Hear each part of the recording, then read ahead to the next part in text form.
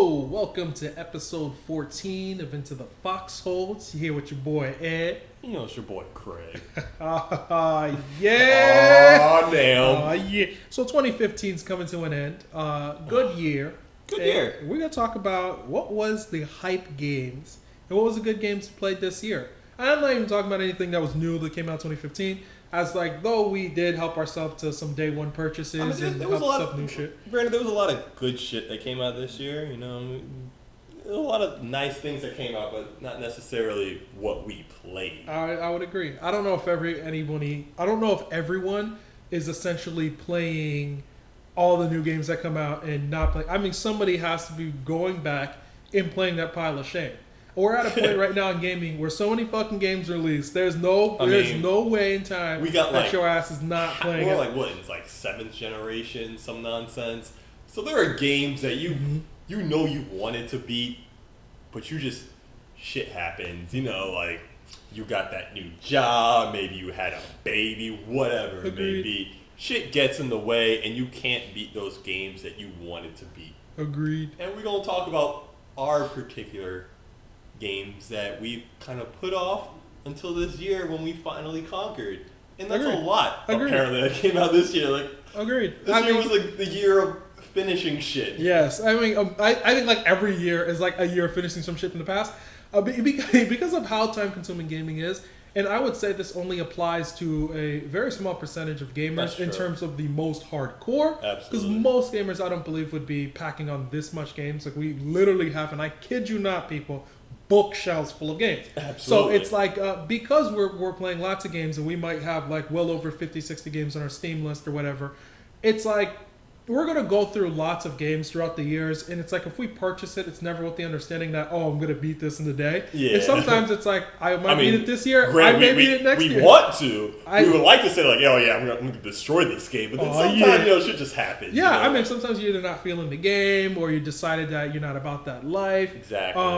Yeah, we could also talk about Type 0. I forgot I even gave a fuck about that game. Oh my god. But it's like, because of that, it's like, I think most of the times, like, the people who view our channel probably don't know that, like, we're also playing a whole bunch of, like, other stuff that's not necessarily being on the channel. I mean, if you guys... That's another thing, like, when you're trying to make a channel, like, I'm going to, like, break off for a second here. When you're trying to make a channel, you want to be the one who, like, gets, like, all the new shit out there. So you want to be playing all the new stuff, because that's things that people want to see. You know, like, so you want to, like, when Battlefront comes out, you want to play Battlefront, so, like, you can put the content out there. But at the same time, like, you got like a lot of shit that you would rather probably play. Yeah, sometimes that's what it is. Sometimes it happens. Sometimes that's like what it is. It's like, okay, like for example, like Witcher 3, released, and I own the first 2 Witcher games, and it's like getting Witcher 3 when it first released and still playing like a lot of Witcher 1. It's like I put lots of hours in Witcher 1 from like February and March and I believe April. And it's like I put like 60 like plus hours in that game between that period in time. So it's like, yeah, I could have been playing lots of games that released within those first 4 months of the year. Because lots of big titles released the first 4 months of this year. Like stuff like Dying Light. And I completely omitted playing Dying Light to play The Witcher 1. So it's one of those things where it's like, yeah, The Witcher 1's on my shame list. And we're basically talking about our piles of shame. Absolutely. And there's much shame to be passed. And being, even though you guys may not know it from looking on our channels, Craig and I play lots of RPGs. And if you don't see from our news content or from our podcast content, we talk about a lot of RPGs. We play a lot of RPGs. The only RPG on our channel, to my understanding, is actually Fallout 4. That would be the first RPG. That would be the only RPG that's on our channel.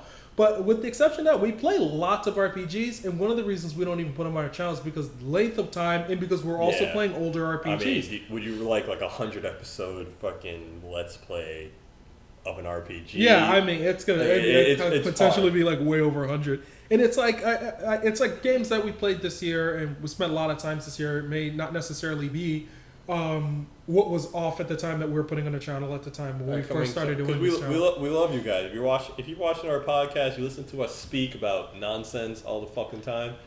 Good on you, but like a lot of the times, like we want to play some shit. a lot of times we want to play what we want to play, but like it's not necessarily good for the channel, you know. When we're seeing stuff get like when you guys seeing stuff get uploaded, most of the times it's like the stuff you're getting uploaded is games that we're still clearly interested in, but we could be playing several other games. So it's like, while playing Persona 3 and playing Witcher 1 and playing all those other titles, it's like, I clearly would possibly upload something else. Now, this was before we started the channel when I was playing these, but had we had started the channel, I still would have been playing those games and not necessarily recording them. So it's like there's lots of games where we could be playing right now that we're not recording simply because we've already started the game and we're merely completing it. Absolutely. I would argue that most of the titles we complete were titles we started long time ago and then replayed the beginning of to get our, mindset back from it, because the information we gained from the first 5, 6 hours, 10 hours or so of that RPG, it's still stuff that so playing it the next 10 hours from beginning to end is going to be not only faster, but you don't feel like it's time wasted to you. Absolutely. Unless you were grinding for a long time, but you don't necessarily feel like it's time wasted. So having to replay it, it is a big deal, but it's not something you may want to record. That being said, I still may think about recording some of the RPGs on there if I feel recording them. We'll see. Because that is a lot of episodes upload of specific stuff. Absolutely. So one of the piles of shame that I played outside of The Witcher 1 would probably be Persona 3. I started Persona 3 a while ago. See, that's one of those games I was like the first 20 hours. I almost felt I'd be talking to you every time you came over, anytime we actually spoke, I'd be like, so, Persona 3, right? Like, you doing that, right? It was hounding me. Like, I needed it to happen because, you're like 2 games behind. Oh, yeah. You were 2 games behind at that point. It's like you were 8 games behind. I need you to play. The main character's grandson died. I'm not gonna lie. 2016, we're gonna expand things, of course. We're going to try to do better. And one of the things I wanted to do was, we were talking about competitive me versus you type shit. And fighting games and things like that. But I don't want to play the Persona fighting game with you if you haven't played Persona 4. And it pisses me off that you haven't done that yet. I'm just saying. Stop hitting me. I'm just saying. You guys aren't seeing this, but he's hitting me. But it's like, I agree. But it's like when you get that pile of shameless and you're hopping on a game that might come to the verge of being well over 100 hours. Mind you, I know people who beat Persona in 50 hours. That was not my case, okay? I started this game. That's different. Those people know what they're fucking doing. I don't give a fuck. I restarted this goddamn game. I got all the damn major social links, all right? I restarted this damn game, okay? And we're playing from, I want to say 10 to 50, or it was more than that. It was probably 20 hours and above. Mm-hmm. So 20 hours and above, start playing. A couple weeks go by, we're like, man, bro, we 80 hours in. I'm feeling that the game's almost done. That full moon's coming for real. So they're like, oh, here comes the last boss. Okay. So you go and you fight those piece of shit dudes. They're from that group. It was called Fletcher, Hydra, or something. The 3 kids. The 3 kids, right? Those 3 teenagers? Yeah, damn, I don't remember the names. I don't know why. Yeah, I don't remember those names either. I don't know what I played Persona 3 in a while, but I know exactly what you're talking about. I don't know why I want to call them Hydra for. I know the thin kid with the glasses, the girl. I know exactly what you're talking emo about. Kids. So you fight the absolutely. shit. You beat the shit out of the emo kids. They're like, oh yeah, it's not really done. This person was really under a spell, and all these other things are going on. Motherfucking extended this game 20 plus hours. Absolutely. I ended up completing fucking this game. JRPGs, yeah! Son of a bitch. I ended up completing this game. You're 120 hours in. We completed this game. Now, I'm fine with completing RPG 120 hours in because that's not a bad time. I completed Final Fantasy X 120 hours the first time around. Awesome ass game. So I'm okay with an understanding that, hey, I'm going into it, it's going to be respectfully this long. Mm-hmm. That's one of the things with backlogs that's a bigger deal than people really get. When you're playing RPGs, you're a fan of RPGs, and you might be 30, 40, 50, 60, 70, 80, 90 hours into an RPG, that ending may come 30 hours later. Ending may come an hour later. You don't know. So it's because of that, it is difficult to, I would say, play a lot of RPGs while also streaming content, only because you don't know when that hiccup's going to come. Because of the nature of how we play games, we're not always going to essentially complete the thing we started through the game. Mm-hmm. So it's essentially why most of the times the stuff that we're going to post will essentially be stuff we either already played before or is of the current. It's already, out and about. So you might come across a game that takes longer to beat, If it's current, that's completely fine. Nothing's wrong with that. Everybody Yeah. else might be beating around the same fucking Exactly. time too, so it's You're fine. still playing it too, Yeah, so you're shut still the playing fuck it. up. But it's like with something that's older, especially RPGs and us being RPG fans, our libraries are much difficult to max and complete out. Yes. Sure, I know people who play 100 hours in RPG, and they can do it fine. We motherfucking got jobs. We got other things we do in our damn business lives. to do. This is hard to do. So it's not an easy thing See. to do to dedicate that much time. Mind you, I was dedicating upwards of 5 to 6 hours You a were. day You playing were. Persona You were. I 3. will give you that. And I was just like, we got that 1 week. We got to beat that shit. Month and a half later, we got that 1 week. Bro. I still remember those days, man. You're like, I'm almost there. I Almost was there. talking Like to Craig and I'm 2 like, weeks later, like I'm Yes. still almost there. I swear to God. I would talk to Craig and I'd be like, bro, last full moon coming up. I think this is it. And then they're like, extend it to the month because some fucking piece of shit wants to destroy the earth. You gotta make a decision. So I'm just like, bro, dead ass, bro. This shit not for real. Like right It's after almost this done. full We moon, right there, that's though. it. They're like, Straight is coming back, son of a bitch. We right it's- there, though. It's like because of all these things that happen, it's hard for you to gauge where the ending of it is. So if you like RPGs, you understand the backlog issue. I think other people who play other genres don't have as hard as a time to complete some of these games, because if you're beating a game and let's say it's an action game and it went over 20 hours and let's say it's 30 hours or so, That's a weekend. It's a weekend. That's a great RPG. That is a great action game. That you spent your time on it, you gave a fuck, and 3 days in and you completed the game. And that's if ultra Absolutely. giving a fuck. If you don't play RPGs and your time is not bogged down doing other things. I did the whole Uncharted trilogy in a weekend. If you are passionate enough, you can get through a lot of those games in good amount of time. But like when it comes to an RPG, like you said, like that is devotion. It is devotion. There is just much more time. It's just like it's much more draining. There's a lot of Absolutely. things that you have to do that are completely different in action games, where it's like they're going to point you towards one place. You're going to go towards that one place, complete a puzzle, Yeah, A, you're gonna shoot- B, and C, and you're you're gonna kind of shoot down some a path. motherfuckers, Where it's and- like in RPG, it's like you're learning the mechanics. You might get bogged. You might get stopped by a boss to where you have to relearn something Exactly. and redo it a Like, certain way. you might have to grind a little bit. Yeah. No. So a lot of those things vary greatly. So because of that, it's like it's difficult for us to not have big Yeah. backlogs. So What's your backlog? there's a lot of looking- backlogs. What's your backlog looking like this year? Oh, Craig? there's a lot of backlog this year. And you're going to see a lot of my backlog in this show that I've been talking about for like 3 weeks now. Hurry up, Craig. And one of those games just happens to be Ni no Kuni. I mean, it's even great now. Like, oh man, they're announcing the next Ni no Kuni game. I'm like, oh cool. Yes, Craig's Thank like, God. Craig's like, it's time. Thank fucking God, I finished this one. Greg's like, it's time. So I finished my Ni no Kuni. Great game, a lot of fun. You'll have my official review of it very soon. I promise, like early next year, I'm gonna start this show and you're gonna actually see all my thoughts behind all these RPGs and all these games who are like very story driven. But Ni no Kuni is gonna be one of them, and you're gonna see all my thoughts on it. But like Ni no Kuni is a great game, and I'm so glad I was able to just put that game to rest. Because that was like a big, like, it was like weighing my shelf down. I can see the indentation that game was making on my shelf, and I finally alleviated that. I don't know if a good buddy of mine, Marcos, his brother Daniel. I don't even know if Daniel completed Ni no Kuni as when we were talking It's about a the hard game. game. It's a hard game to complete. He I'm was not gonna lie. talking. It's hard to push yourself through. He was that talking game. about that he wants a remaster in order to feel like playing it for PlayStation 4. And I was like, well, I want that remaster, Craig. All right. See, I don't know about all that. Valkyria Chronicles 1 is getting a remaster, Craig, and I'm just like, man, fuck that PlayStation 3 copy I got. PlayStation 4 copy. See, I don't think it deserves. That shit gonna be in HD, Craig. I don't think it needs all that because like the way Ni no It's Kuni how is, stylized. how stylized it is. It doesn't need a remaster. If it gets a remaster, sure, whatever, fine, okay. But it doesn't need one. It's still a great looking game. If you're into the whole Studio Ghibli animation style, it looks fantastic. It looks great.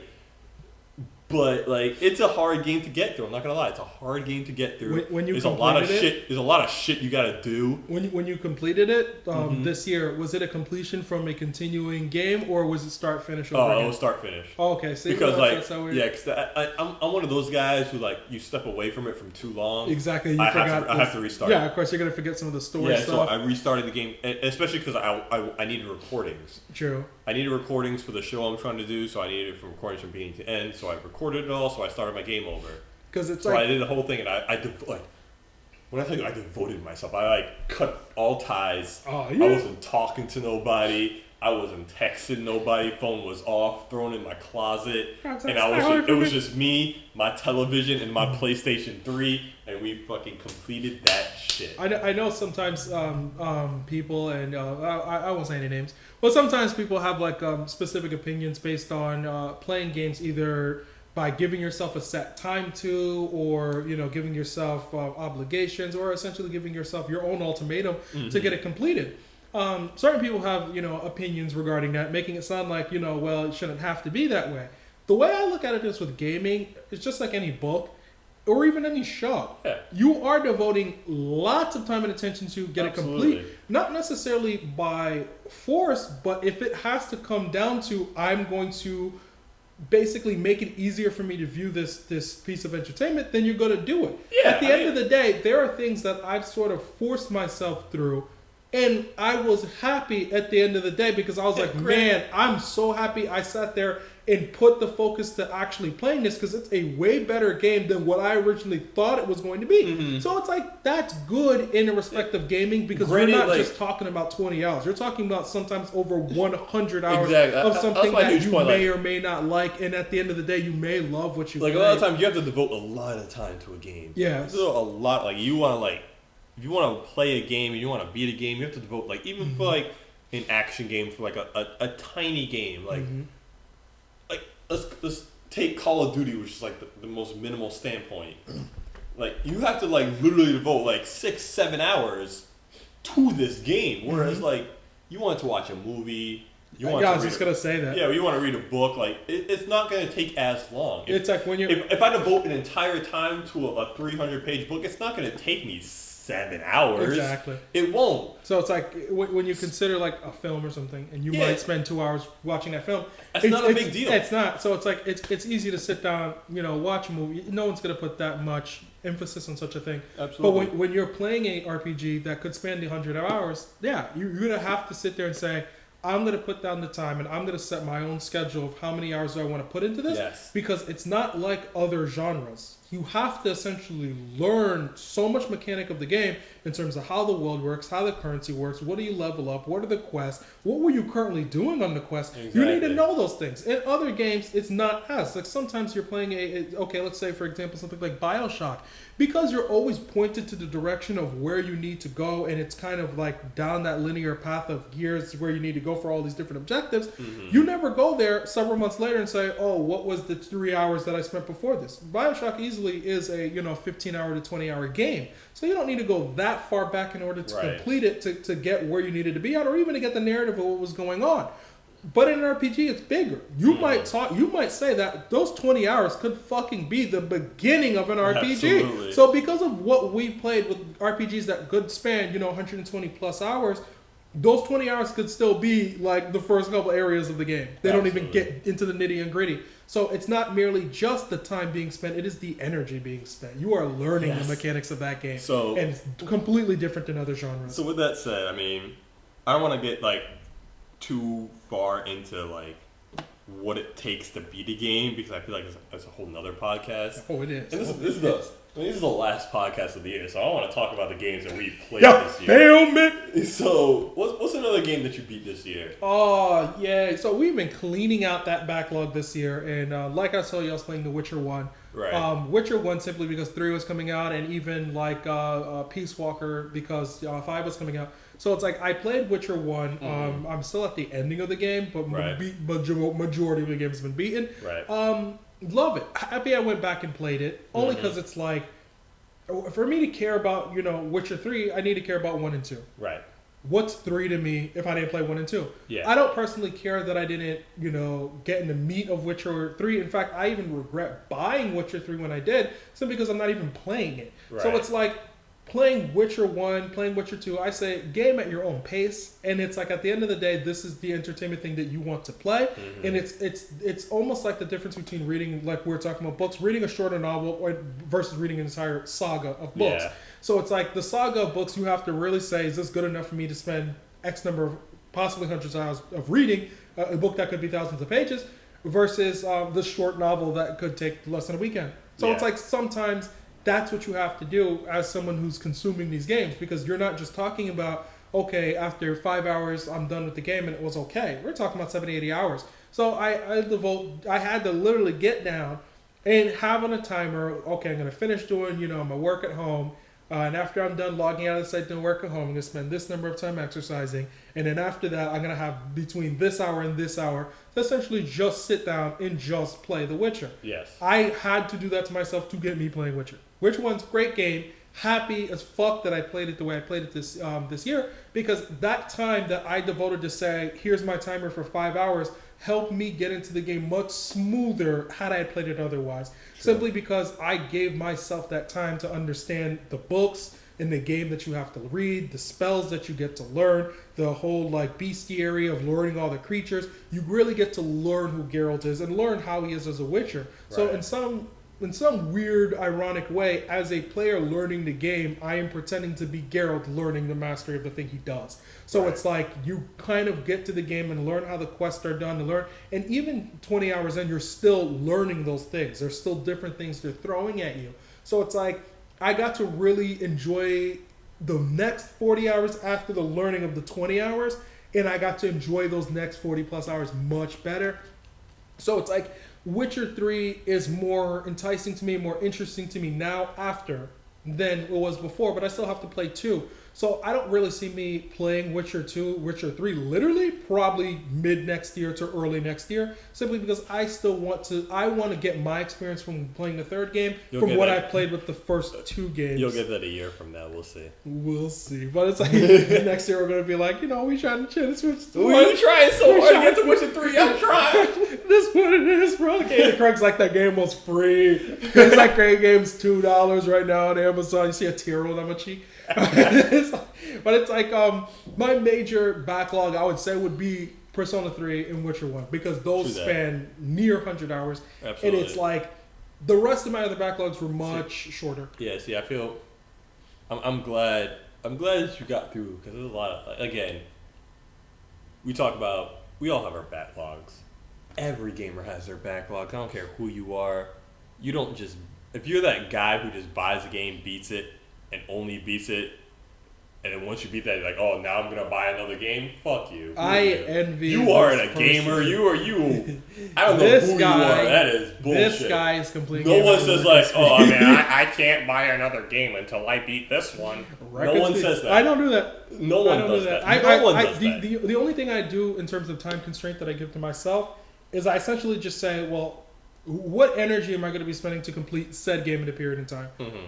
And that's when I make the decision to whether I'm going to buy it or not. Not simply because I'm not done, because I'm playing other stuff at the moment in time. So It's sort of like why I didn't buy Bloodborne. So Bloodborne, easily one of the best games this year. This game is being nominated for every major award. There's a lot of shit. I haven't played it. Did not play it. Do not own it. Even though I own Demon Souls, I didn't play it. So it's one of those things where it's like, because I was playing Witcher 1, because I was playing Persona 3, because I owned Witcher 3, because I was playing so many other games, it was like, what room am I going to have to essentially play Bloodborne? Right. I'm playing all these other games, and Bloodborne's releasing. My year, how I planned out my year, did not fit time to play that game. So it would have made no use for me to purchase it. Absolutely. So it's like anyone who is buying games in this respect of, I'm going to play it and beat it and then not play anything else. It's like, because of how Craig and I game, we're never necessarily playing one RPG and only one RPG. Most of the times we're actually playing several games at once. Absolutely. And it's like we might spend some of our time playing a Western RPG,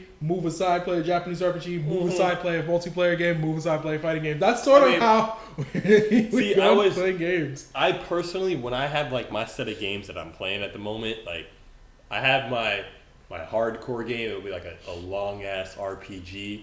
And when I get frustrated with that shit, I always have the multiplayer game I can just fall back on. Like I can just like mindlessly just jump into whatever it, like, suits shoot, the mood. And it shoot, seems and to be shoot that. motherfuckers. Like Yeah. I like having that multiplayer game I can just fall back on and say like, you know what? Fuck it. I want to kill some bitches right now because I'm so pissed off at this motherfucking game right now. I just want to kill some bitches. Especially when you're getting stuck. Yeah, and it happens. It happens to the best of us. Oh, you had a backlog that I don't know if your backlog predates mine now. I think. Oh, well, I mean, it does. It's far. My backlog is far. It does. It predates mine. You have Eternal Sonata. Oh, so you played Eternal Sonata, and to my understanding, I believe Eternal Sonata came out before Peace Walker. Yes, it did. So you have. I did it though. I finished it. That's what I finished Eternal Sonata. That's another game you'll be seeing on my show. That I want to talk about. Eternal Sonata, great game.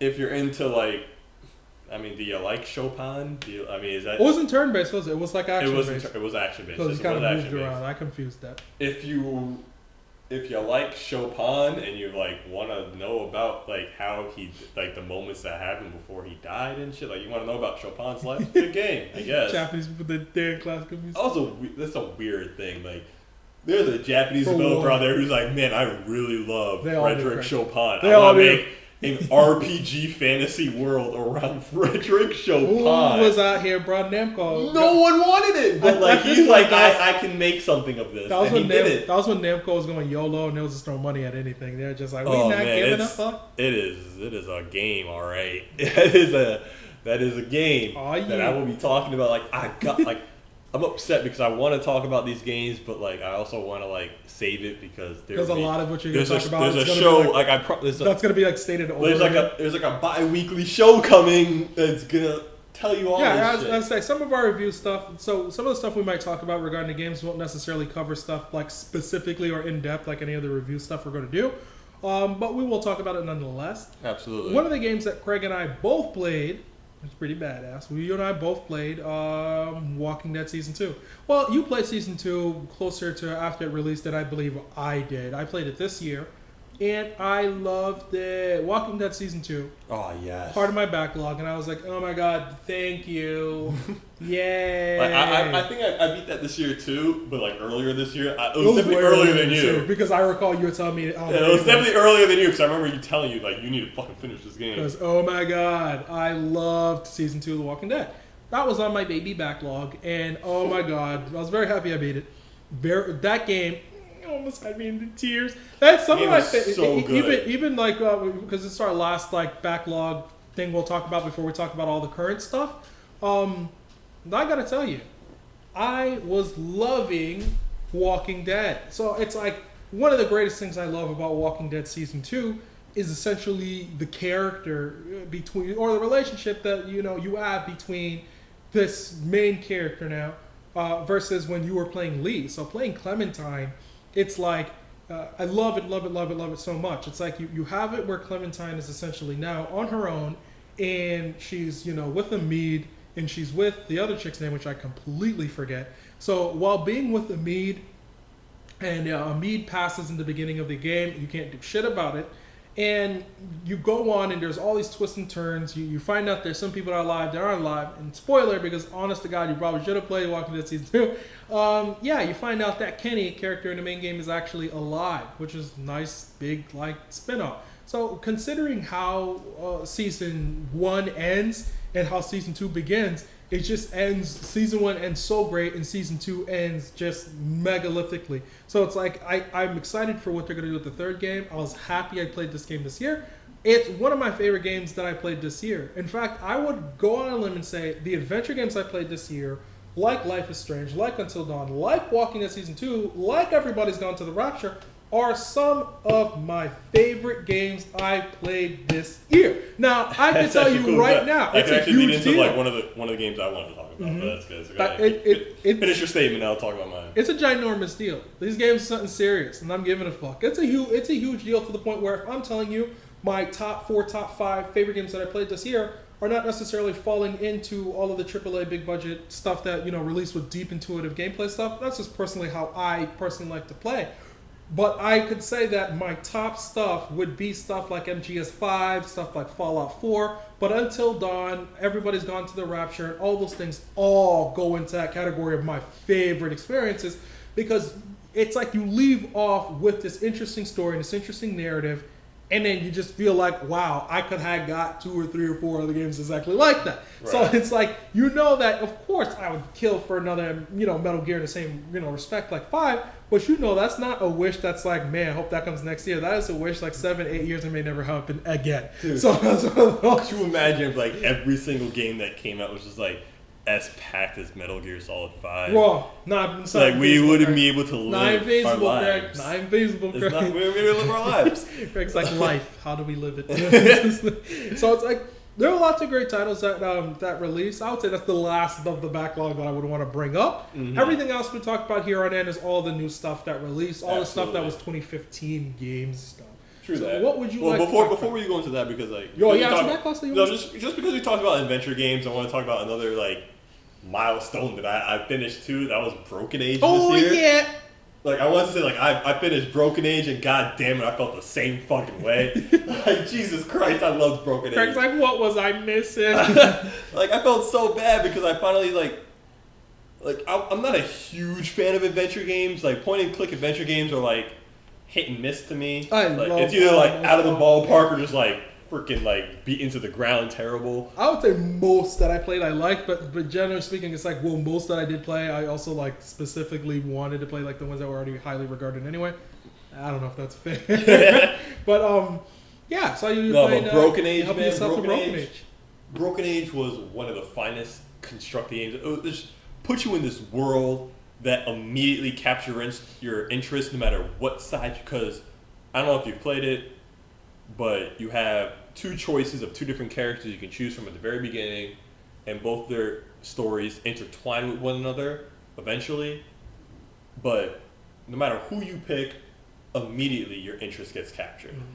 If it's the dude, you get like this huge spacefaring world where like you have this computer program who's setting up fictional, like very blatant fictional scenarios where you can be the hero and just makes your character just feel all good about himself, like puts him to bed, like, oh, aren't you like super special, and like just puts you to bed every night, like, oh, night you fucking hero you. Or you choose the female who gets thrusted into this world where they have to pay tribute to this crazy like demon being who comes and like takes sacrifices every year, but she's not about that life no more. So she's like she like apparently it was in this world. It's nice to be like the person who's chosen to be eaten by this creature. So all these girls, all the girls that you're surrounded by are like, oh man, I can't wait to get eaten by this guy. But you're like, why the fuck should we get eaten by this guy when we cannot get eaten by this guy? So it's like it became like this whole like, no matter who you choose, like the story is just interesting to follow down, and then like shit hits the fan, of course, as all adventure games do, and it just becomes this really cool, really interesting story, and I just loved every second of it. Like this game was so good to the point where like I want it to continue, so like I want it to go further. So but there you go, guys. There you go. So it is what it is. Backlogs is worth it. But yeah, so I finally finished Broken Age. So thank freaking God. Awesome. Backlog's worth it. Nobody could play every single last game that ever released. I mean, yeah, you can, but I mean, I don't know if that's feasible. Granted, I will say that Broken Age did finish this year, so I can say that this game like came out this year because the last episode came out this year. But still, like it did originate in 2014, so whatever. I would say segmenting into like all the new games that we played this year that were like 2015 games. Well, beginning or ending, because Broken Age and Life is Strange are a couple of games that ended this year. We could essentially played. Life is Strange. Good ass game. You're gonna cry, but but it's like I would say segmenting into the new games played this year. The worst new game that I played this year, I sunk almost 30 hours into in March. Final Fantasy Type 0. We've wanted to play a Gito for listen. since that motherfucking game was you announced. You bought Final Fantasy Type 0 just so you can play the Final Fantasy 15 beta. That's a yes or no. Yes, because of course you want to play it. No, because I've still wanted to play a Gito. Gito was the only one that came from the whole Fabula. Well, that and 50, the Fabula Crystal. Fabulanosa Crystal series thing. Whatever the fuck. What's funny is out of those 3 games, the West has got fucked over. Yeah. We got Final Fantasy 13, which is this god awful story and like everything. That's another again. It's coming. I swear to God, it's coming. Son of a bitch! It's coming. It's another game I want to tackle. Like do the story stuff on. Absolutely. It's like that game. It's like the only terrible thing I did heard was about it was the story. I heard the gameplay was fun. Gameplay is yeah. It was right? Okay. Craig. I won't say it was fun. It was okay. Craig's like but the story was just freaking nonsense. Craig's like and I will get there. We will get there. Shit, borderline. Okay. We will get there. I swear to God, there will be a podcast where I want to talk about all the shit that I talk about on the fucking show I want to make. So FF13, it's like being one of the Fabulanosa series games. We got Final Fantasy 13 here in the West.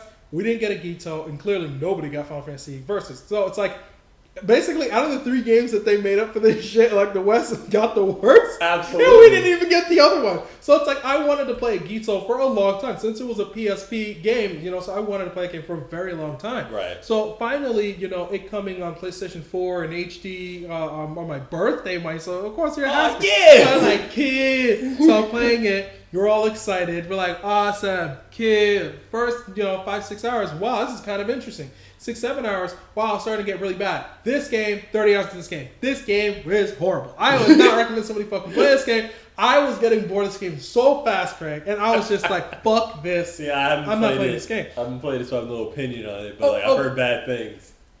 It is just terrible. So you have like 15, 25 characters.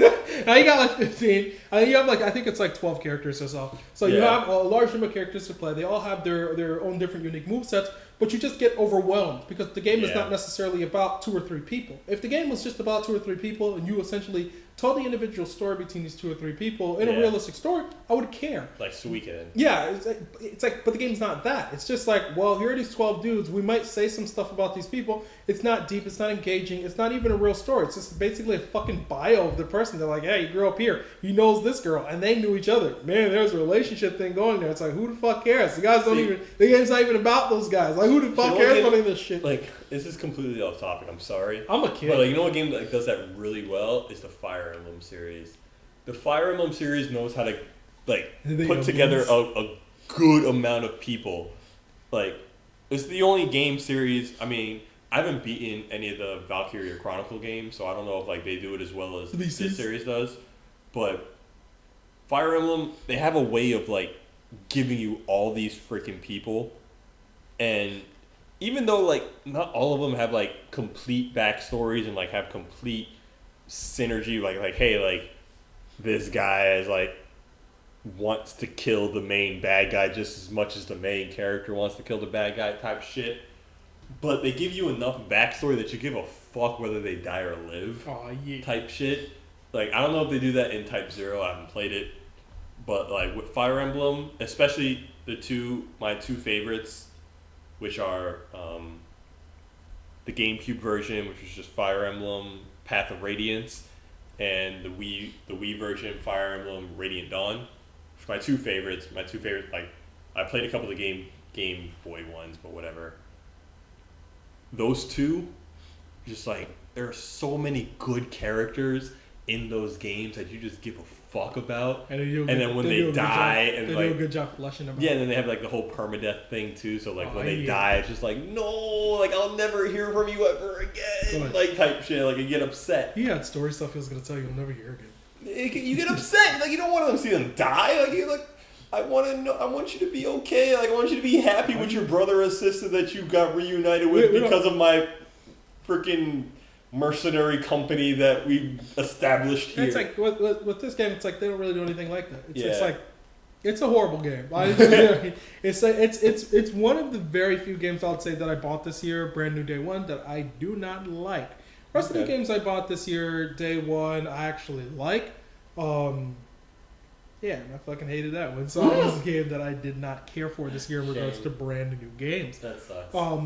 One of the few, I did like most of the brand new games I liked. Until Dawn being the one we both played. Yeah. Until Dawn. Ooh, yeah. We could just be like, this year, 2015, sleeper hit. Until Dawn is a sleeper hit. And it's like, this is one of the day ones I really liked, only because I felt it was going to be a good game. See, I didn't even know about Until Dawn until you told me about it. And you're like, hey, listen, you should probably play this game. And then I played it and I'm like, yeah, you're right. It's good. I was interested in this game, like, back when it was supposed to be like a PlayStation 3 game. Mm-hmm. It was originally supposed to be like a move game. And it was basically like, yeah, it was supposed to be like a move game, and it looked good, but it didn't look like as good as what you see here in terms of like how it looks like.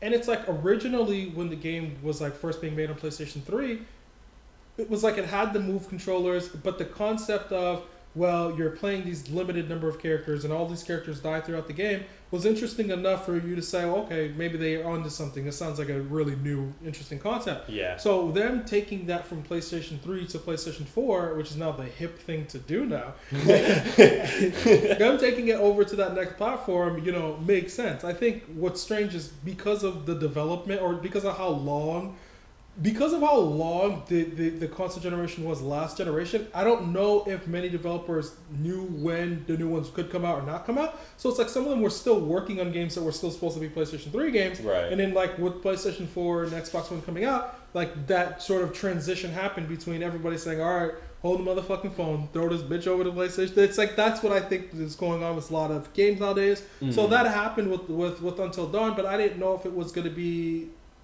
a significant thing in terms of bad, good, because it happened to Dying Light. Dying Light was originally supposed to come out on all 5 platforms, and they, canned the rest of the 2, but it's not as if the quality of Dying Light just turned into, bam, the best, looking thing. It still remained exactly the same. My only worry was that Until Dawn going over to PlayStation 4 would essentially not really be a fully PlayStation 4 game, but clearly from what we saw when they actually first showed the first footage of it running on PlayStation 4, looked phenomenal. So it's not only does the game look fucking incredible, the game plays awesome. It gives you an interesting narrative, an interesting story, and it's one of the best games I played this year. It's like even though I might give the top of that crown to Metal Gear Solid 5 in regards to putting almost like 100 hours in it and having like a ridiculous story and really, really, really crazy gameplay. Yeah. And being really deep in that respect, it's like you still gotta say, I had a good 13, 14 hours in it. Yeah, you have to give this respect. You got to give the respect to it. It was a good game. It was a surprise game, and now it's sort of like the surprise series. I felt it could have been a hit or miss. It literally could have. I felt good buying it day one because I felt the concept was enough to warrant me the purchase. Yes. Even if I didn't like what it inevitably was, it was enough for me to warrant the purchase. At $60, which is cheap in comparison to what we're playing for games years prior, it's easy for me to throw the $60 at it day one and say, hey, if I didn't like some of the gameplay stuff, at least I got a good, funny horror game. Sort of like Outlast. Outlast was like a game I played last year. It was last year.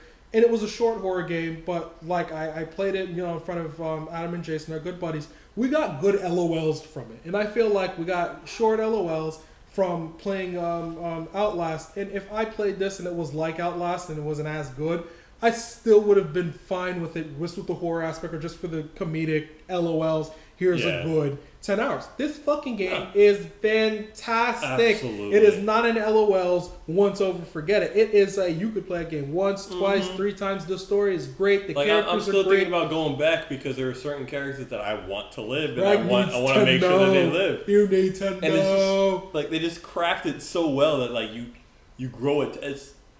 It's like the best B-rated horror movie you can like. It is. We all have our favorite B-rated horror movies, and like that's just what it comes down to. I would contend that it is better than a B-rated horror. I would contend that it is a horror film. In terms of A+, reason why I go into the area of A+ is because even fucking horror films don't go into detail that the detail of Until Dawn goes into. Fair. Consider Emily's character was going out with the Mike guy, and Emily was going out with Mike. Emily's not going out with the other black dude. And now it's like you could clearly see that Emily doesn't like the character. I wanted to live so bad. He was like the one character that was like trying to make sure like lived. You fucked it up for everyone. And I fucked it up. I did. For everyone, Greg. I fucked it up. But it's like Craig's character in that game that ends up dying. He was with Emily, and it's like you get this cool thing where it's like now the actions that take place for the rest of this game we all understand. The first 3 hours of the game are in the lodge telling you those things. And you don't get that from you might get that from a horror show. That's actually a really good point. You do not get that from a horror movie. Horror movie is they're gonna glance over and say absolutely they're gonna rush the fuck. Exactly. They're gonna tell you for 2 seconds these niggas dating. They was fucking this person. That's a really good point. They spend a good amount of time telling you who these people are, what their relationships are to one another, and it answers all the questions that happen later on throughout. So then when you actually get to the crazy parts of the game, don't need to be said, where like the horror elements actually come in, you don't need to like say like, oh man, Jimmy, I really loved you though. It's like, no, you knew that beforehand. So when one person dies, whether you make them die or not, I don't know all the outcomes to this game, but whether you make person A die or not, you know exactly how it's going to affect every other person in that house because you just know what their all their interactions are. I love not only that in terms of them dying, I love that in terms of their interactions in general. I like the idea of knowing that if Emily comes off with this really, really, if she comes off with this sort of asshole-ish type of attitude, you know why. You understand why without it needing to be said. So there's all these things that are happening where they don't need to tell you it. And Craig and I have always, discussed this regarding stories of games, movies, books, or whatever. We've talked about this numerous times of, show me, don't tell me. We want to know all the way, when the game's first starting, movies start starting, books starting, you have to exaggerate the relationship so that way it explains the situation because we don't know these people. Exactly. We are playing this game, sure. But at the same time, they live their life. However old they are, they lived. If they knew this person for 10 years, that's 10 years of history. And that's the hardest part. Like as a writer, as you're trying to like portray a story, you are literally introducing these characters right now. So you have to explain their entire history, whether it be several years or whether or not they're just meeting. You have to explain their entire history in a moment because you have to tell these people, yes, this is how they feel about each other. And to me, that's the hardest part about being a writer, about telling a story. Because sure, you as the writer know because you created it. You created this whole dynamic between, like, let's just, for instance, say boyfriend and girlfriend, like a guy and a girl. Sure, that they've been like, maybe they've been like dating since childhood. They were like middle school lovers or whatever. Aww. Yeah, it's cute, but you have to explain why it's cute. Why is it cute? Maybe the guy has like a certain thing that he does with the girl that like he like he always picks dandelions for her, and he like every time he sees dandelions, it makes him think of her. So he takes a dandelion and he always gives it to her because it reminds him of her. And so now in the rest of the story, when he sees a dandelion, it's like, oh my god, where is she? And so like it becomes like a huge deal. I agree. Like those are things that are lacking in many games regarding story. Absolutely. And it's why Until Dawn goes on the top of our list regarding good games that came out this year. Yes, they did such a good fucking job. What is happening? Cats are destroying the house. I'm sorry. What are you doing? He just killed someone. So Until Dawn, easily on the top of our list of one of the best games that came out this year. It's on my top 5 right now, best games that came out this year. Yes, absolutely. It's hell, I put it in my top 5 of the best games to look out for in regards to sequels. So next game we'd like to talk about in regards to games that Craig and I both played that we really care for, I would say Star Wars Battlefront. Yes. So what are your views on the Battlefront Star Wars this year of playing it? Okay. Of playing multiplayer. So, I mean, I've talked to a lot of people about this game because obviously it became like the forefront of like pop culture. Oh, yeah, it does. So like everyone talked about this game when it came out. It's not, and a lot of people have a negative review on it. Sure, because it's the hipster view thing. Yeah, man, this game's bad. And to me, like, I don't have as negative view on it as a lot of people do. It's a game. Like, granted, do I wish I paid $60 for it? No. But it's fun. I don't want to pay money for anything. Exactly. Like, I'd rather not pay. I'm sorry. I'm trying to keep pens away from my Oh, my cat. Let me put them down over here, actually. He's like, But as far as Battlefront goes, like, it's a fun game. It's fine. But is it, like, I guess people were expecting a Battlefield 4? I mean, I've heard like a toss up of both of them. Like I went into this Battlefront game essentially not remembering most of Battlefront 1 and 2. Battlefront 1 and 2 were like, I don't hold them into high regard as good games. I would just put it that way. I ain't gonna say they sucked. 2005, 2006, I would never even put them in my top 10 of the best games released between those 2 years. I mean, I'm not saying the game sucks. I'm just merely saying 10 years ago, what people were regarding in terms of single player games of this game not having one, and regarding to the comparison of the Battlefront 1 and 2 having a single player, what that game had in regards to the single player is not something that you would compare to games 10 years ago. And just so we can refresh people's minds of what released 10 years ago. What released 10 years ago, 2005, 2006, was essentially Halo 2, Half-Life 2, Doom 3, Chronicles of Riddick, God of War, Resident Evil 4. There's a bunch of other titles that came out 2006. I think Persona comes out closer to 2008, 2007. But there's still there's a lot of huge games that come out in that 2006, 2005 era, to the point where I ain't saying it's a bad game, but it was completely overshadowed by better games that released with better stories. Yes. Pandemic's not a terrible team, but they can't create a single player to fucking save their lives. So I'm not that shocked that DICE took the approach of saying we're going to focus on what they focused on, and that was single player, not saying multiplayer. It's like Pandemic had a single player campaign that they called single player.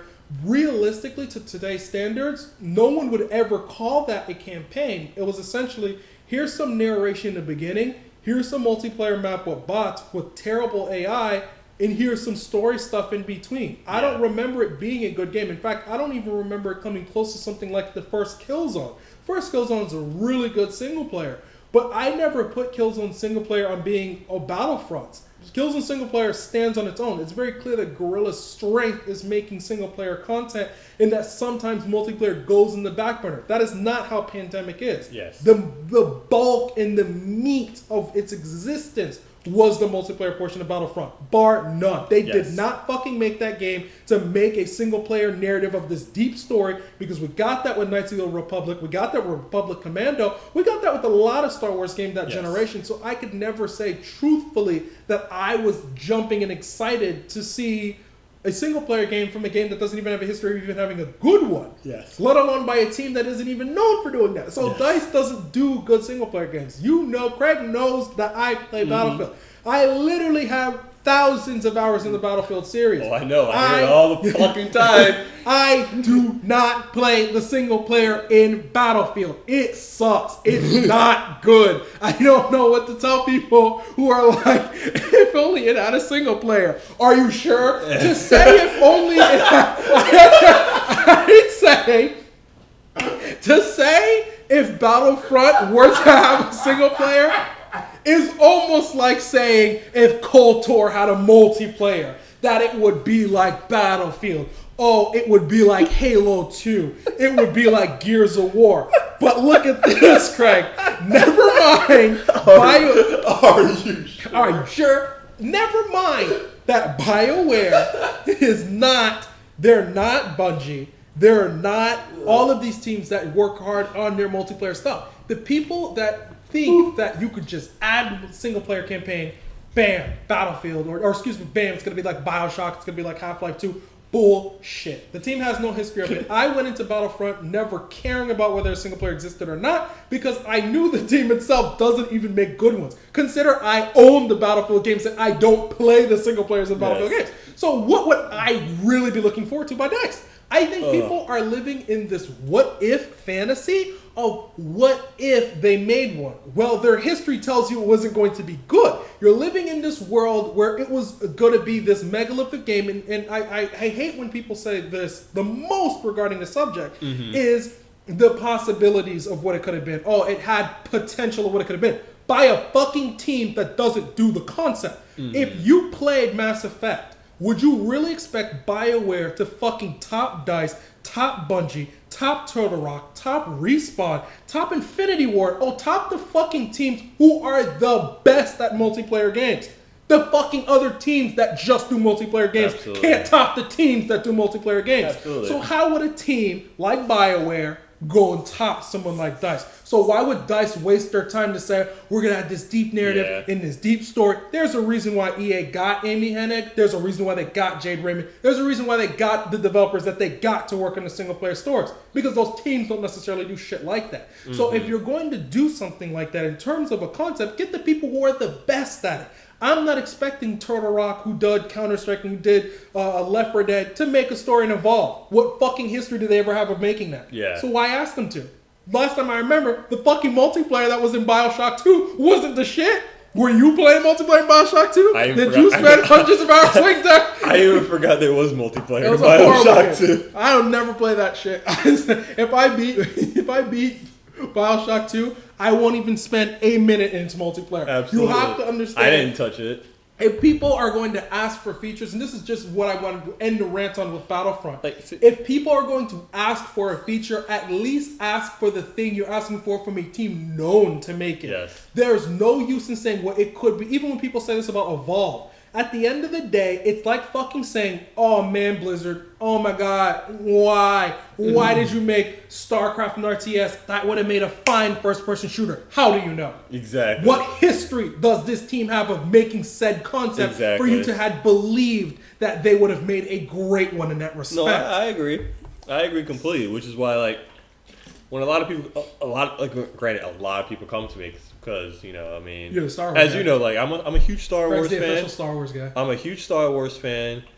I'm a huge video game fan. So a lot of people come to me like, hey, Craig, what did you feel about the new Star Wars Battlefront game? Like, blah, blah, blah. How'd you feel about it? I'm like, TIE fighters. I tell them all the time, it's a good game, and a lot of people are surprised. A lot of people are surprised when I say, like, I feel like it's a good game. Because they're like, oh man, but like, what about I feel like it's a half a game. I feel like it's this. I feel like it's that. I'm like, well, I mean, it's exactly what I expected it to be. Been that car. Like, I told, like, when I bought Battlefront, I wasn't expecting a single player campaign. I wasn't expecting it to be like this crazy, like, ultra super great single player campaign with this really good multiplayer shit. I wasn't expecting that. So I got exactly what I thought this game was going to give me when I purchased it. So I'm like, for what I was expecting, it was a good game. But everyone else was like, oh, I guess everyone else was expecting so much more. I feel, and I guess that's the problem, that everyone was expecting more. That's the biggest issue I've always had with people who are expecting this with Battlefront, is that you're merely saying you don't like what was perceived or what was released, even though what was actually released has nothing really to do with what's inevitably released. I mean, they stated what the game was. It was advertised what it was. Deep transparency. You could play the alpha, play the beta, and they had early access. It's one of these things where if you bought it believing where it wasn't going to be, it is legitimately your own fault. Yes. And it's like, that's exactly how I feel. I would rather wait to play Visceral's, like, single player Star Wars game, which is rumored to be 1313.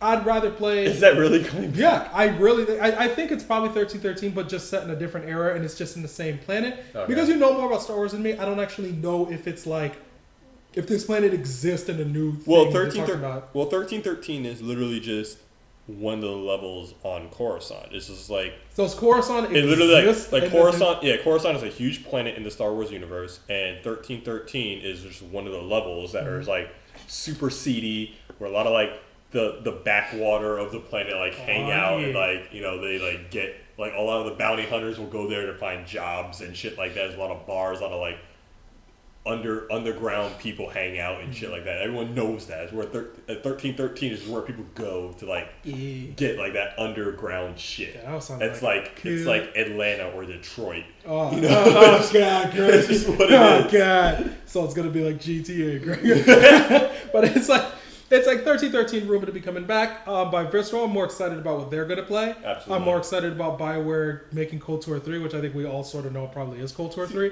Which is weird. It's kind of funny because like if a game has like a really good single player and no multiplayer, it's still considered a good game. But if a game has like a really good multiplayer but like no single player. It's Exactly. a bad game. Exactly. And that's something I generally hate. Yeah, it's a double standard. It is. It's like I feel like, look, if you're gonna play something to be an RTS, play to play that. If you're gonna play something to be an RPG, play it to be that. I don't ask for multiplayer in RPG. I don't ask for many of these things in many places. It's just not necessarily fair. It's not necessarily fair to do it that way. So it's like I don't personally think it's fair for people to feel this way regarding it. But other than that, I generally like Battlefront. Fun game. Yeah, me too. I'm okay with it. I mentioned earlier in the podcast that I always have my multiplayer game that I fall back on, and that's what Battlefront is. You know, I'm playing a lot of these games. You know, like, man, I get pissed off at these games. I'm gonna fucking play Battlefront. I'm gonna shoot some bitches. That's what it is. It's one of these things where it's like I only really play 3 multiplayer games within a generation. 3 or 4. It's rare that I'm going to sit there. You and I are going to play many things. Consider the games that we stated we completed this year is more games we completed this year than we would ever play multiplayer games within a generation. So it is a rare thing that somebody's going to put all the time that they're going to play into it because it is a deeper commitment than other games. The balancing needs to be there, the fun needs to be there. So I'm okay with what Battlefront was. It launched fine. I love how it looks. I love how it plays. I've played games longer with actually lesser content than what's with Battlefront, so I do not care. Yes, I'm the same way. Other titles would like to talk about the release this year. Craig played some of it. Metal Gear Solid 5. You want to talk about Metal Gear Solid 5? You want to talk about Batman? Because I don't know anything about Batman. And you played Batman this year. We can talk about Metal Gear Solid 5 just a little bit. Because, I mean, I only played it a little bit. Oh, well, that's fine. I played a little bit of Metal Gear Solid 5, and from what I played, I'm like, yeah. Like, I enjoy it. I'm granted, I've never been particularly great at the Metal Gear games. Kill you. I'm not good. I've beaten all of them. Metal Gear. I've beaten all of them. And you can actually see my playthrough on Metal Gear Solid 4 on my channel. And Kirk finally got that Metal Gear Solid 4 playthrough. It's actually all there now. So, Metal Gear Solid 4. Like, I've never been great at those games. So, like, I feel like Metal Gear Solid 5 is going to be like my greatest undertaking. It seems like the most Metal Gear of all the Metal Gear games. MGS5 is like easily the most Metal Gear of the most Metal Gears. Yeah. It's like MGS5 is like the Devil May Cry 3 of the series. Honestly, I've been playing it. I've been like I try to do what they tell me, like, you know, like scout with your binoculars, look at everybody, like check everybody out, and then you can go in and I'm like, okay, yeah, I think I got it down. I look at everybody, and then I get in there and it's like 5 fucking people I missed. I'm like, oh shit. It's like, how was this happening? I wasn't ready. Like, where did you come from? Like, how the fuck, where did you come from? Like, MGS5 is like a hard game. And Metal Gear Solid games, like, I would say Metal Gear Solid 5 is like the Souls series of like fucking the Metal Gear games. In respect that it's unrelentingly difficult. Like, they just do not care. You got alarm here, alarm there, a whole bunch of dudes are on you. The main objective dies, start over again type of all I gotta say, like, granted, I haven't gotten that far in the game, but all I gotta say is thank God for D-Horse.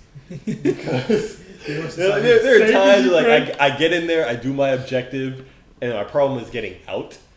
So, like, I get caught, and I'm just like, fuck it, call D-Horse, get on that shit, and just fucking ride. I'm out. It's like I'm not sure if like it'll be that easy later on, but like I get to the point where it's like, fuck, I'm just gonna ride D-Horses and like no one sees me anymore. Like a killer. It gets so hard. So it's like Metal Gear Solid 5, definitely getting like mixed reviews based on like how it ends. I haven't seen how it ends. I shan't spoil the ending for anybody. MGS5 is a hard title. MGS5 is easily one of my favorite Metal Gear Solid games to ever come out. If not, I easily put it up with the greatest Metal Gear Solid ever released. Only because of not only the difficulty, but just the gameplay in general. It's the idea that the previous Metal Gear Solid games had always been cut up to specific segments. Like, you have it where Metal Gear Solid 2, here you are in the little tanker part, so you have all the sneaking stuff. And after you go from sneaking stuff, you go to different type of sneaking stuff with Raiden. And it's like, while you're playing those things, and all of them were basically room puzzles. Like, as much as people don't want to say, that's a lot of what Metal Gear is. Yes. It's like, here are the tools at your disposal. And this is a big puzzle that's just moving with people, and you have to stay out of their peripheral vision, stay away from them, and get from point A to point B while not making too much noise, while not getting caught, while not being seen, alerted, or anything like that. So it's like you are playing these big puzzles. In the Metal Gear games that precede 2, like 3 and like 4, sort of changed some of that up, where it's like with 2, it's like you had bigger, or 3, you had bigger room puzzles in regards to that. Yeah. But they added the element of the survival. So it's like once you add the element of survival, it's like you're essentially playing this open concept of, you still have to get from point A to point B, but you have to get it with your stamina up to take the shot to make the specific kills. You can't be sick or you're going to be throwing up. You can't like have bad hygiene, or the flies around you will attract the guards, or the smell will attract the guards. There's all these things you have to basically micromanage to get there. It turns into that stealth simulation where 3 is one of my favorite Metal Gear Solid games, if not one of my favorite games of all time, because you play Big Boss. You are playing Big Boss in the rawest element that you possibly can, and they're not just telling you Big Boss. This harkens back to all the way RPG podcast we had, RPG podcast 2, in regards to show us, don't tell us. We don't necessarily care that you tell us he's this badass mercenary, da da da da da. You play him losing his eye. You play him surviving the jungle. You play him eating the snakes. You play him surviving for real. Yes. You're healing the wounds. You're mending everything. You're playing the survival of him. So you end the game with that cool feeling of, man, I feel like a badass. Because they didn't show it to you. You fucking did it. So when you did it. So when you get between like 3 and 4 is when there is that disconnect of 4 just has the amazing gameplay. You don't have the simulation stuff as much. You still have to have them eat. You still have to have them like fully up to take the shot, which I like that they kept that in 4. But it's like the puzzle segments were essentially removed. So it's like the first 2 parts you're fighting just regular people. Yes. And then the next part you're doing a large sneak mission. And then the part after that, you're playing with just against the mechs, and then you don't ever have any more of the parts of perfecting CQC and doing the room puzzles. That's my greatest disconnect was with that, where it's like even with just change of pace with 3 and 2, you still have big room puzzle. This is what you're here for.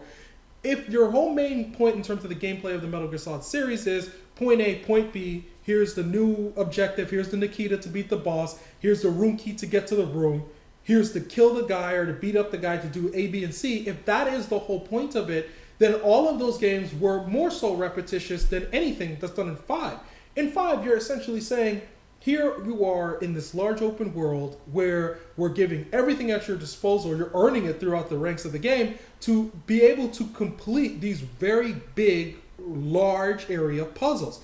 You could essentially say, here is a base. And you need to capture somebody, and you need them for specific intel. We know Big Boss builds Mother Base in Outer Haven. We know he works all of this to build eventually Foxhole. We know he does all of these things to build this. This is telling you the story of him doing this. If this wasn't Big Boss, the game would never be this. Yes. It's simply because Big Boss factually does this, so you kind of have a game about him doing these things. So when you're out there and you basically are getting the things necessary to have Big Boss be who he is, the large room puzzles are no longer just one thing. There are many, many things now. Because you have the night and day, which changes the rotation of the guards. You have to capture this person alive without being caught. But now you have everything else to your disposal. You have partners that could come with you, that could assist you. You could bring out D-Horse. You could get D-Dog to come out and like kill someone for D-Dog. you. You could get Quiet to snipe and kill people for you. You could call all your other gang of people to come out and specifically do stuff. You could call airstrikes in places to distract it. There are so many ways to beat a specific mission in this game. It's amazing. So it's like you do have all of these missions that follow that. But within this game, you're still having the videos from Metal Gear explaining stuff like stuff about Otacon, to considering that he exists because of, Huey already having him made. So it's like you get all of these crazy things about stuff that happens after Metal Gear 3. You get amazing stories about how like all these other characters come to be, like how like Psycho Mantis comes to be. You get all these great stories here and there. But you still have to listen to those cassette recordings just in the same respect you listen to a Kodak. If you want it, because the people who are saying that, well, they didn't like it, wasn't as much about story. I'm 100 hours in the game, and I 100% disagree with that. because I've seen myself, the people who have made the videos that essentially only show the film stuff, that shit exceeds 5 to 6 hours. So if it's exceeding 5 to 6 hours and all the other Metal Gears are in the ballpark of 5 to 6 hours, this by default would be the greater Metal Gear because you're getting 100+ hours of doing the thing the game was created to have you do. So I cannot say that, oh, well, it was 100 hours, so 200 of those hours should have been a video. That doesn't make any sense. No, they're not going to fucking make 200 hours of just video of a game. They're not going to do that. So it's like, yeah, the balance is different, but that's only because you're getting more gameplay. You're essentially still getting the same amount of story that's going on. Right. You're just getting more gameplay. And I can never complain about getting more gameplay. The game's detail, before I end it off, is off the charts. Mother Base is something where when you fucking see all of Mother Base, when you are done building Mother Base, you will then know how amazing this game is. Okay. The detail in Mother Base is something archaeologically fucking amazing to a degree that is like no other game ever comes out of the woodwork to say, we're going to have Mother Base get built here. You're going to fucking see parts of Mother Base getting built by real people. Yeah. And by the time you're done, you will have a realistic size of Mother Base. Almost, if not, it's literally down to scale. Fuck it, down to scale. So the little map you saw in Peaceful, you're in that bitch. You're in all of it. So it is fucking huge. And it's such an incredible feat in terms of design that you're just awed by seeing it in full. When you complete Mother Base, it is something that is it's undescribable. You just got to play it yourself. They don't make games like this. You can't say, well, here's another game you could reference it from because it's never been made. Mm-hmm. This was made to a design degree you will not fucking find in another game. It's one of those type of games. The only game that even holds a candle to possibly coming near this, Final Fantasy 15. So those are the only two. Kojima and Craig and I have always talked about this, that these two studios are at the maximum the height of game development in terms of amazing artistic design that you don't get any higher than them. I can't even think of another developer that comes close to the ridiculous amount of detail as MGS5 that if another publisher would never even do Mother Base that way. Other publishers wouldn't ever allow it. I don't know if they would even get the funding to. It's just one of these things where when you play it, you'll know. So MGS5, easily one of the best games that I played this year. 100 hours in, and you're getting all these story points. And I don't want to spoil too much for you. Yeah, I don't want to spoil anything for you, Craig, because I am legitimately telling you right now, the best parts about Metal Gear Solid 5 are the ones I don't want to tell you about. When you experience them, you're just gonna be like, oh my god, there's so many. Oh my god, I'm sure, and I can't wait because I'm sure we're gonna have our own podcast where we just talk about Metal Gear Solid 5, and it's gonna go on for fucking ever. You know, I'm yelling at me, and I will too. I will too. It's not my fault. That's such a good game. I will get there. I will get to that point where we can talk about that shit. You tell me about Batman, Craig. You play Batman. I did play Batman. You tell me about Batman. Okay. You play Batman. You like Batman. So, as we're talking about games, I mean, this podcast is supposed to be about games we played this year, and Metal Gear Solid is obviously one of those games. But another game that I personally played this year was Batman Arkham Knight. And let me tell you about Batman Arkham Knight. If you're a Batman fan, play Batman Arkham Knight. Dick Grayson. Because I'm one of those few guys out there, because I know there's a lot of you out there who are like, oh man, fuck Robins and fuck the Batman. Nah. Fuck those boys. Listen, those are the best characters in the Batman. To me, the best part of Batman in general, the whole idea of Batman, the best parts of his lore are the Batman family. It is. The Batman family is just 100% brilliant. agree. Because you got to consider, like, to make Batman a real fucking person, everyone's like, oh man, Batman's such a badass. He can do all this crazy shit. Sure, he can do all this crazy shit, but you know what else he's doing? He's also aging. He's also getting older. Thank you. He's also progressing in a lifespan that he cannot control. Like, the one thing, like, sure, he can control how badass his armory is. He can control how much of his training he gets done and how badass he can handle the dudes in the outfield. You know what he can't control? Time. Pretty much. So he can't control the fact that he's getting older. So what I've always loved about Batman is the Robin character, or characters, if you will. So what I love the best about Batman Arkham Knight, if you haven't played it, the whole deal is Batman he now has a disease, and he's getting older. So he starts getting older, and shit's happening to him. So you get to see how, Nightwing gets into the deal, which is of course Dick Grayson, the first Robin. How Dick Grayson wants to help him with this problem that he's having, but Batman's having none of it because that's how Batman is. He's like, I can handle my own shit. But Dick Grayson's like, let me help you, bro. I can help you. But he's like, nah. And then you have Tim Robbins, which is the third. If you don't know, is the third Robin. Here he comes. You mean the Teen Titans? He's the third Robin, and technically the Robin that is there at the point in that story. And he's like, listen, Bruce, let me help you deal with what's going on because we're family. I can help you with this shit. But he's like, nah, cuz, like, I don't need that shit. And he doesn't want him to catch the AIDS. Batman Arkham Knight just exemplifies everything I love about Batman. Batman Arkham Knight was such a great fucking game.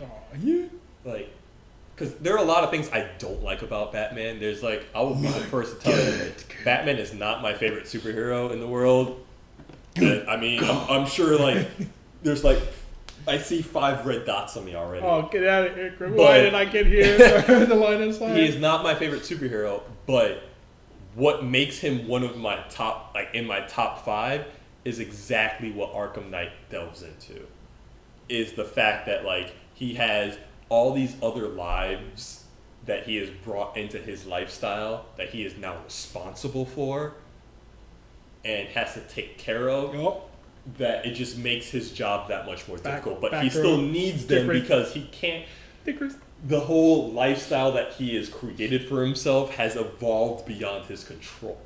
Like, you gotta consider Batman is a character who, he starts off, he goes after the mob and shit like that. But once the mob, like, gets dealt with, he creates, as you know, Batman creates characters like the Penguin and Mr. Freeze, like, his very existence creates these characters, creates these psychopaths. Some of these guys are already going to be badass. Some of these guys are Some of them are, but like a lot of them especially Mr. Freeze. That nigga was always going to be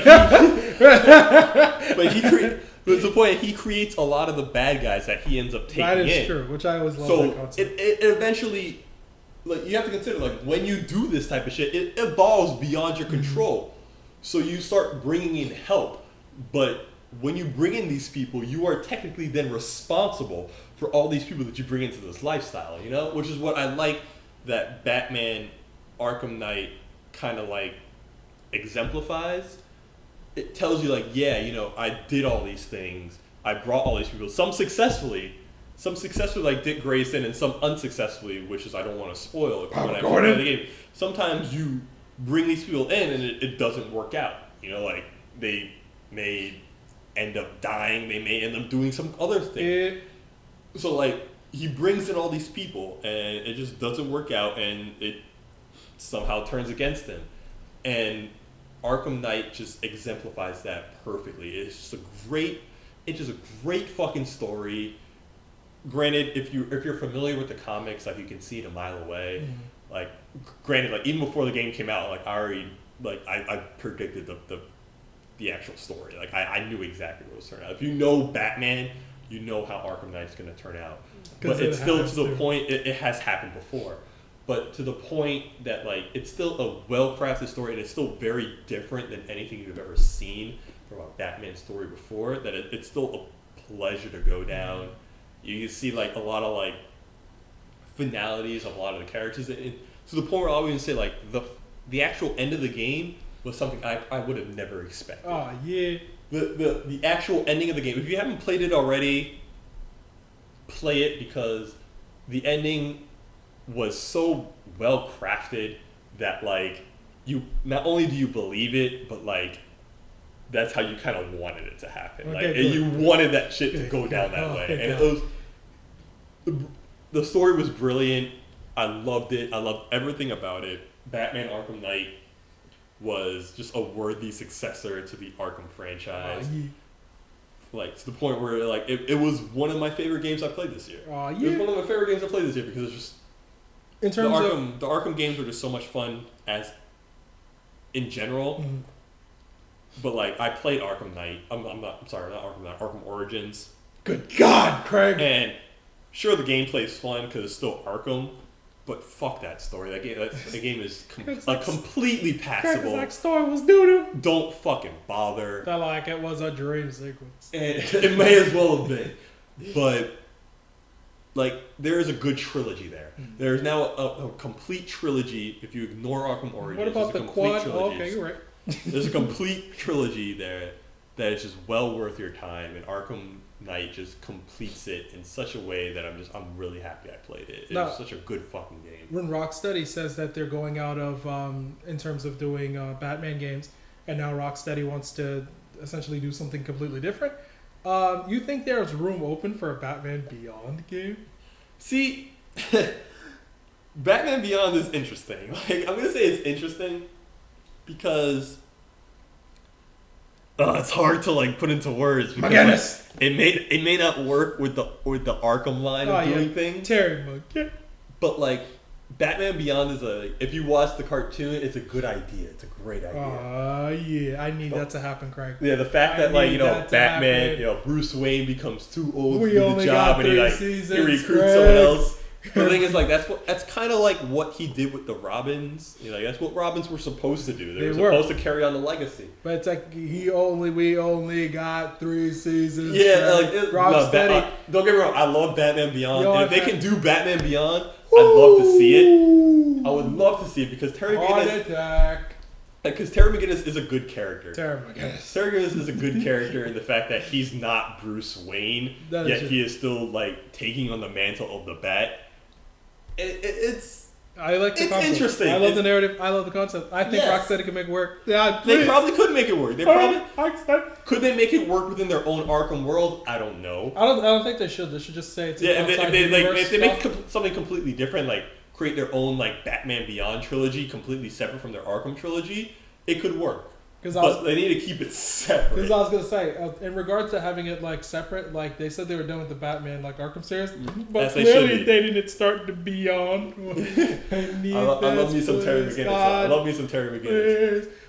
Dude, that whole, even the whole like opening segment of like the opening like theme of Batman Beyond is like still like one of my favorite opening themes of like any show ever. It's like, I love that shit. I need it in my life.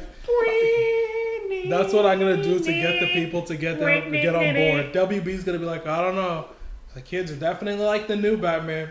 Here's his opening Batman. I don't know if you've seen this, but he's gonna see it. He's gonna be like, that hasn't really changed my mind. How about I show it like 3 more times? He's like, I see where we're going. No, like I do love me some Batman Beyond. Whether or not they do it like in video game format is either like it's whatever to me. I really want them. It could be a good idea. It's a sound universe, and I think it is a sound universe that Rocksteady can. It's a sound. It's like it's dark enough that you can like get like some really like good visceral stories out of it. But while still like maintaining like the integrity of the show. They would have to like that show was dark as fuck, man. The only problem I would see them is they would have to essentially have a for the first time a very active city. Like the city that they had for like the other thing was like it was not even active. It was essentially oh yeah, something happened and everyone else evacuated. Yeah, literally that's what they did. There's thugs and it's like, bro, I can't do this every time. They kind of had to, especially with Arkham Knight. I think like it was the most forced with Arkham Knight.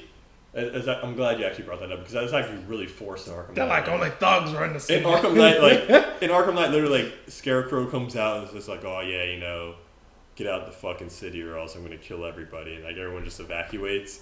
That way you can actually drive the Batmobile and not worry about running over like human people, like innocent people. Who the fuck out here living in Gotham, bro? Yeah, garbage. Exactly. Like, why the fuck are you living in Gotham? Gotham, right, we've joked about this, like being like Detroit. Gotham is worse than Detroit. At some point, you don't fucking blame the bad guys, you blame the fucking people. Why the fuck are you living there? Exactly. Like, you got fucking like fucking. What is wrong with you at this point?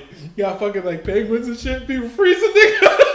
Get the fuck out! Why are you living there? What's funny is never mind all the gang activity. Property value's so low. You sell your shit, you're not gonna get that shit back. Agreed. Just get the fuck out of there, right, man. You got fucking terrorists out here and this bitch got powers and shit.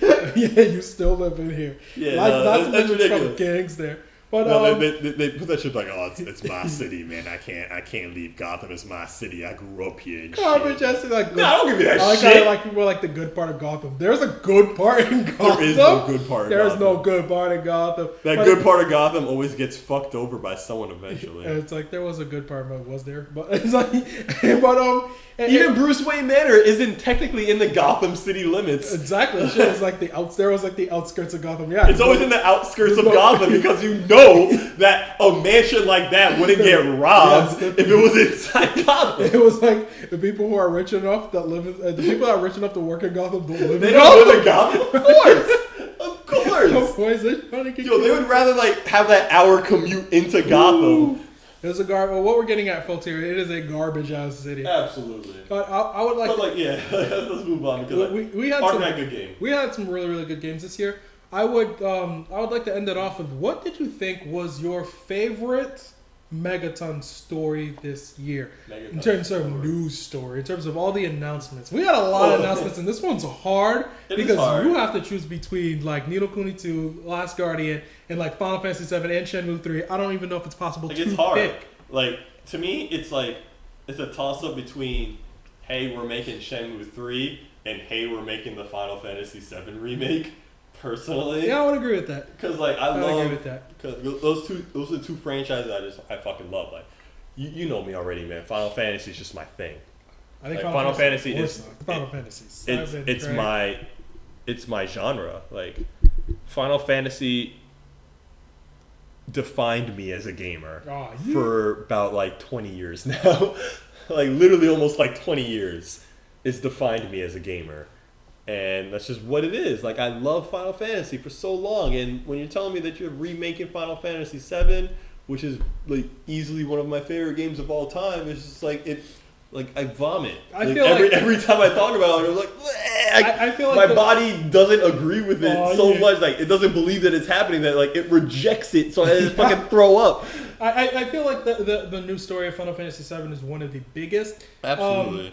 I would say if it's not one of the biggest, I would only put Kojima essentially like leaving Konami and basically and he signed with Sony. Signing with Sony. It's like I think that's like I would only say it's a bigger one because it's not as the inevitable one in Final Fantasy 7. Yeah. I think though Final Fantasy 7's announcement was huge because like I mean last generation didn't happen.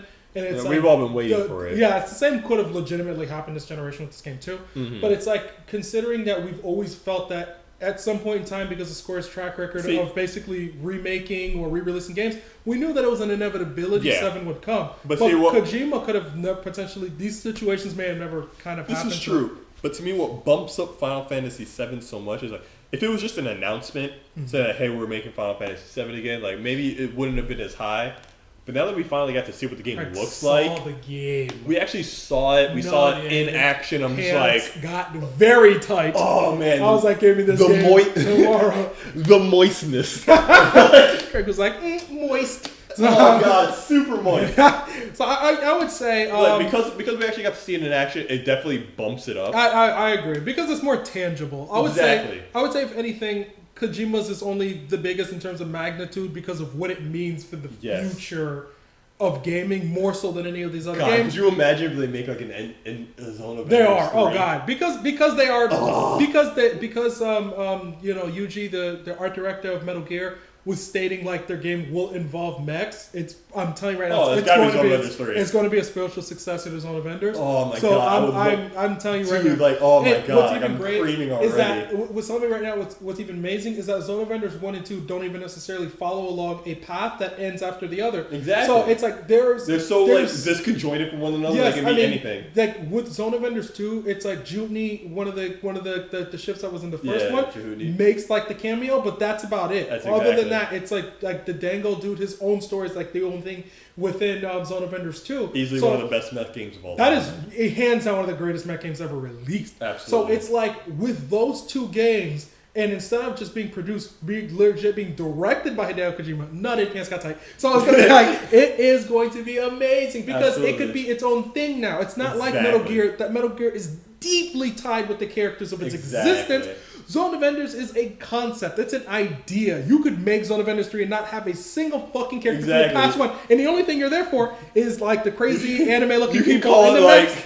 Zone of the beginning. Exactly. And it'll be still be the fucking same thing. Agreed. So I'm excited about what he's possibly going to work on. I personally feel it's one of the biggest news stories to happen in gaming. It's one of these things that will define the rest of the generation. Yes. It's no different than when Sakaguchi stopped directing the Final Fantasies, that we began defining the rest of them post his release. See, Sakaguchi needs to make another RPG. Fuck that nigga. He does though.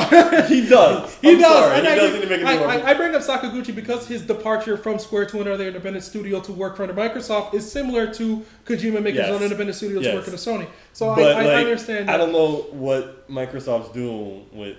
What was that? Mistwalker is no longer Mistwalker, but they're no longer with Mistwalker.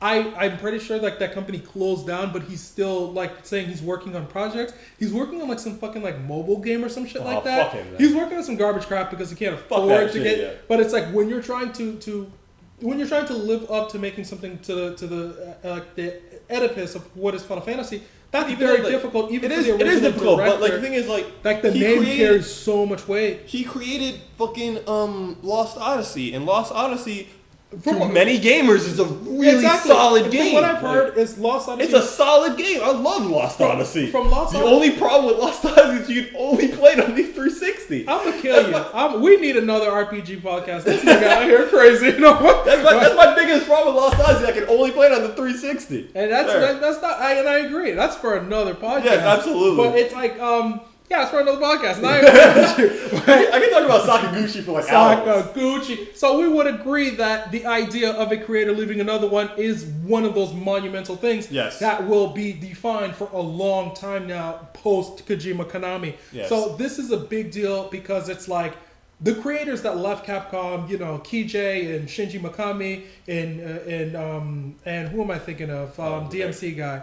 Hideki Kamiya. So it's like when you have all these people left, you had just a whole wave of new talent, of not even old talent now free to make what they wanted. And then from those, you got your Vanquish, you got Shadow of the Damned, you got Bayonetta, you got Mighty Number 9, you're getting Red Ash. You just got a plethora, Scalebound. Oh, you got Recore. You were just getting a plethora of titles from these passive operas that are saying, fuck you, eat a dick, you know, kiss my ass. We don't need you no more. Yes, and what's crazy about this, and now Konami is basically become what Capcom was. In terms of everybody left, they're out doing something else. I want it to be this way because I've said for a long time, what's happening in Japan is moving and something's changing inside of Japanese gaming that developers they no longer feel the ode to a director or to a publisher anymore. In the past, they had that whole idea of, you know, we want to be respectful to him. Even when Sakaguchi left, it wasn't even them saying he was fired. It was him leaving. Well, we know the dude got fired, bro. You don't waste $100 million and stay alive, but you know, it's like, we know that that's how things happen. But things are changing in Japan. When you're seeing these things happening, I predicted this several years ago that Kojima was going to leave Konami because of how even MGS5 4 ended. I felt it was likely he would not stay with this company simply because Zone of Enders 3 was canceled by them. 4 ended in a way that he was sort of displeased at, and it just feels like, well, if your good buddy, because he's really good friends with Shinji Mikami, if your good buddy Shinji Mikami and Hideki Kamiya both split from their companies, he's making Vanquish, he's making Evil Within, Hideki Kamiya make Bayonetta, he's making Scalebound. He's making what the fuck he wants. They're all making what they want. Yeah. You need to go make what you want, my Absolutely. So I'm happy I'm going to get mine. I'm going to get mine. So I would say my personal biggest news story is the independence of Japanese game developers. If not for this year, for the decade of gaming, might be the independence of Japanese game developers. And you're gonna see a lot of changes, and it's gonna be fucking amazing. Come on, bro. Exactly. Suzuki making his game now. We're going on this one. But, it's gonna be only a good thing for gaming that all these Japanese developers can do whatever the fuck they want now, because I mean it's just as we've seen throughout the PS3 era and now the PS4 era, like Japanese game development has gone like down the shitter. Like it really has. Like unfortunately, I hate to say it because I love Japanese game development. Like I grew up on Japanese games, you know, like I've always played my Marios, I always played my Final Fantasies and my Chrono Triggers, and like changed. And things are different now. But they just haven't decided to keep up, and all these game developers, they want to move on, they want to do what the fuck they want, and it's going to happen. And what sucks is, like, to Kojima's credit, he was trying to modernize this game, like, He by was. making an engine, and that was something that was a big deal. It was like Square and Konami both looked like they're going off on a great foot by making their own engines in-house, and basically having all their projects working their engines in-house. What's the fucking... Luminous, yeah. Luminous, Fox engine, and Yeah, it's like okay, Fox and Luminous. and it's like both of them having it. They started off on good foot, and it's like that could have been a great thing for them, because it's like, you know, Square could have did a good thing with that, and Konami could have did a good thing with Fox engine, but they don't want to invest in that. And the thing that's troubling about this is what the West is doing to make their money. Absolutely. Look at EA. EA is using a single engine for all their fucking projects. Exactly. So when you see Frostbite being used across the board, already understand that the development money that went into that game wasn't being done on an engine. They're not wasting time with that shit. Exactly. But this has been a meaty episode. I know, holy shit, this is a long podcast. It is. It's been a meaty one of Into the Fox. This is our thoughts on 2015 and beyond. Like, granted, there's a lot of stuff that we didn't cover. There's a lot of stuff that we could have talked about, but we've gone on long enough. That's what it is. We could do this all night. It is what it is. But y'all only getting a glimpse of this conversation. It is what it is. I feel like that's like the slogan of this podcast. I feel like it is what it is. It was what it be. I'm gonna be like, Craig's gonna be like, it was what it be. I'm gonna want you to get the fuck out of here. It was what it be. Yeah, as far as 2015 goes, it was what it be. It was what it be. It's my boy Ed. It's your boy Craig. And see y'all boys next year.